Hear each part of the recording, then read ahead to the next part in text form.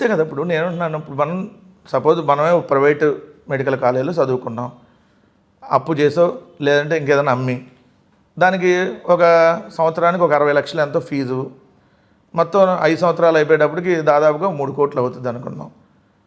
So దాన్ని ఏం చేయాలి? మరి దానికోసం ఉంటుంది. అందుకని ప్రభుత్వం ఆధ్వర్యంలో నడిస్తేనే ఎప్పుడైనా ట్రాన్స్పరెంట్గా ఉంటుంది, తక్కువ రేటుకు దొరుకుతుంది. ప్రైవేటు వాటిలో ట్రాన్స్పరెంట్ ఉండదని అంటల్లా, కానీ కాస్ట్ ఎక్కువ అవుతుంది.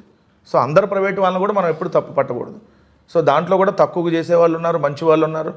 సో ప్రైవేటు అలా హాస్పిటల్లో వాటిని మేము వ్యతిరేకించట్లా, దాంట్లో కూడా మంచి డాక్టర్లు ఉన్నారు, మంచిగా చేసేవాళ్ళు ఉన్నారు. బట్ ఎక్కువ కాస్ట్ ఎక్కువ అవుతుంది, భరించలేనటువంటి వాళ్ళు ఉంటారు. భరించే వాళ్ళు అక్కడికి వెళ్ళొచ్చు, దాన్ని ఎవరు కూడా తప్పు పట్టరు. మనం ఎక్కడ వైద్యం చేయించుకోవాలనేది ఎవరిష్టం వాళ్ళది.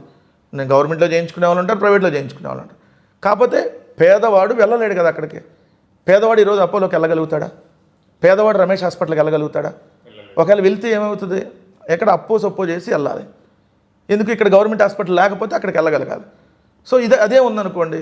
సో ఇప్పుడు మీకు రాజమండ్రిలో ఉంది, ఏలూరు ఉంది, ఏలూరులో ప్రభుత్వ medical college hospital Jaganmohan Reddy గారు పెట్టింది ఉంది. అలానే ప్రైవేట్ కాలేజ్ కూడా ఉంది అక్కడ, ఆశ్రమం మెడికల్ కాలేజ్ హాస్పిటల్ అనేది. అక్కడ మీకు కాస్ట్ చూడండి, ఇక్కడ జగన్మోహన్ రెడ్డి గారు పెట్టినటువంటి హాస్పిటల్లో ఎంత కాస్ట్ ఉంటుందో చూడండి.